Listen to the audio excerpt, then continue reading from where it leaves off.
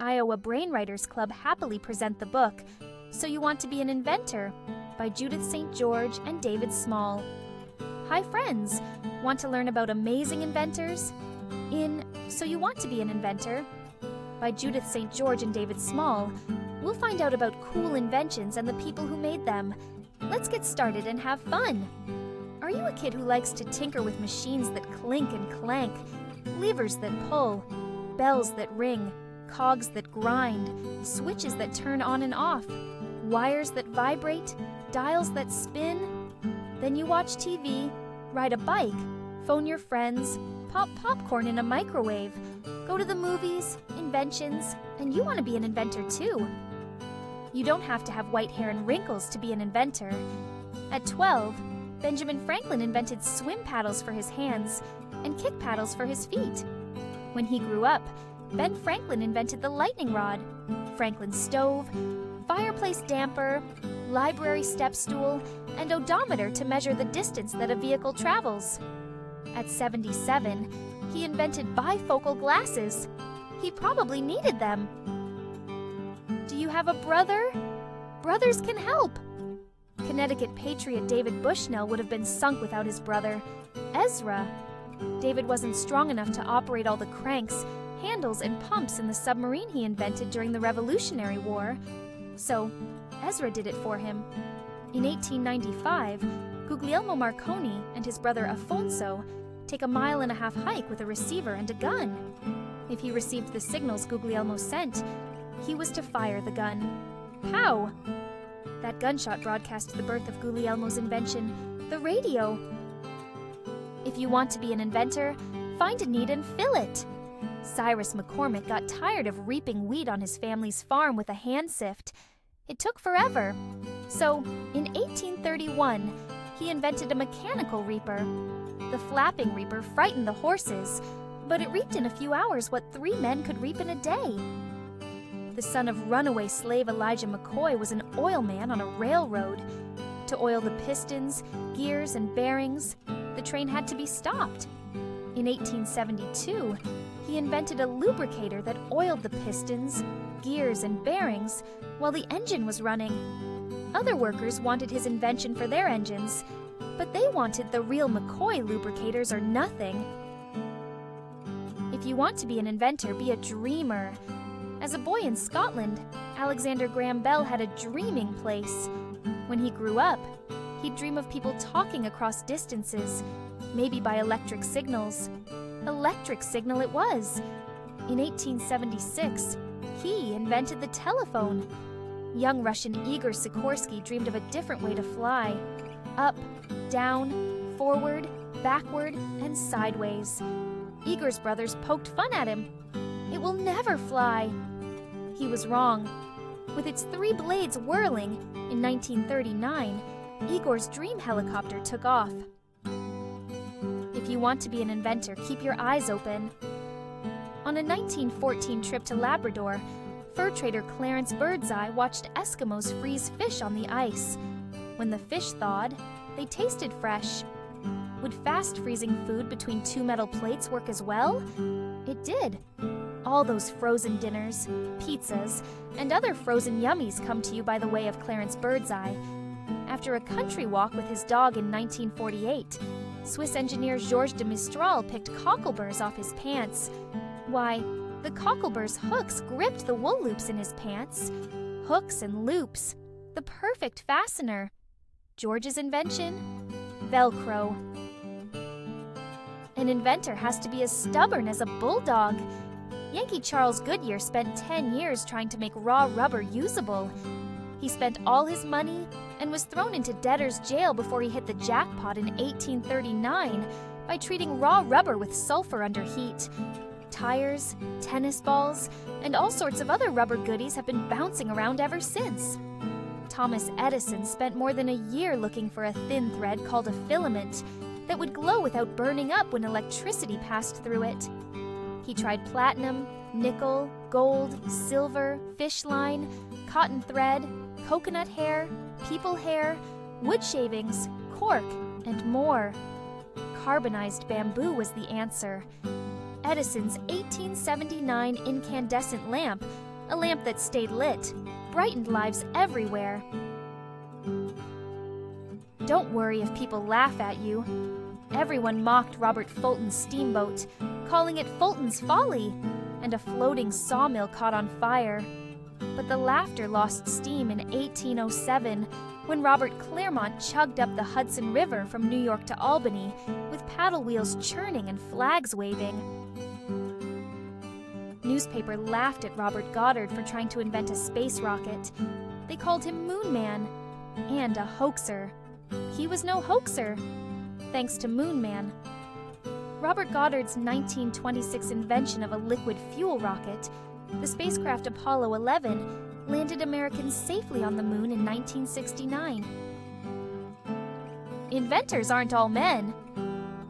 Illinois homemaker Josephine Cochran figured other women were as fed up with washing dishes and red hands as she was. In 1886, she put together a wooden tub, wire basket, and hand pump to invent the very first dishwasher. Movie star Hedy Lamarr said, "Any girl can look glamorous. All you have to do is stand still and look stupid." Beautiful Hedy Lamarr wasn't stupid. Just before World War II, she fled Austria and Hitler for the United States, where she and her friend invented a system for guiding torpedoes by radio signals. Her goal? Beat Hitler. Even presidents can be inventors. George Washington invented a 16-sided treading barn in 1792. Horses trampled over wheat spread on the barn floor. The grain dropped through slots. Eureka! George Washington's wheat supply was dry, stored, and ready to be ground into flour. Thomas Jefferson invented a two-faced clock. One face inside, it told the day, hour, minute, and second. And one faced outside, its Chinese gong could be heard 3 miles away. Jefferson wasn't called smart for nothing. The ropes holding the weights were so long that he cut holes in the floor to let the weights hang in the basement. Maybe you like to work alone. Alexander Graham Bell worked alone at night, every night, inventing the graphophone, an iron lung, kites to study flight, and of course, the telephone. "To take night from me is to rob me of life," he declared. Nikola Tesla was world famous for inventing the alternating current, AC motor, in the 1880s to produce huge amounts of electricity that could be sent over long distances. But Nikola lived in lonely New York. Hotel rooms, had no families, few friends, and only worked for himself. Maybe you'd rather invent as part of a team. Thomas Edison forged a crew of inventors who huddled day and night over clanking, hissing motors, smelly chemicals, and machines that sent sparks flying. He and his crew came up with the incandescent lamp, the movie camera, the phonograph, and more than 1,000 other inventions. One invention can lead to another. In the early 1900s, Henry Ford jumped from Michigan farm boy to king of the road. He didn't invent the automobile, but he did perfect mass production and the moving assembly line that had workers slapping his Model T Ford cars together in a hurry. Other inventors hopped on board. Mary Anderson invented windshield wipers. Swish, swish. Garrett Morgan came up with traffic lights. Red stop, yellow slow, green go. Elmer Wavering invented car radios. A little music, please. More cars, more accidents. Alan Breed's airbags save lives. Whoosh! Wouldn't Henry Ford be amazed at what he had started?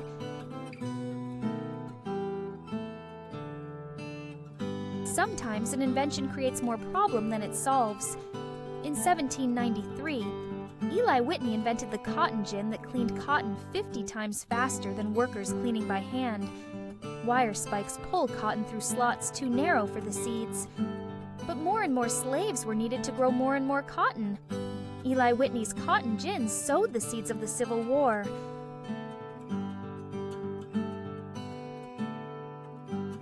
Watch out! Your invention might scare people. Swedish chemist Alfred Nobel invented dynamite in 1866 by mixing nitroglycerin with chalky soil. But when 5 workers were killed in an explosion, Alfred was ordered to work outside the city on a barge in the middle of a lake. While experimenting in 1895, scientist Wilhelm Röntgen was shocked when he turned on an electric switch and saw light rays glowing from a screen he had treated with barium. X-rays. People freaked out. Did seeing their own bones mean they would die? Or were X-rays really death rays? Be careful! The truth is, inventing can be dangerous. At an 1854 New York City fair, Elijah Otis stood on a platform that was raised up 30 feet by rope. He ordered the rope cut.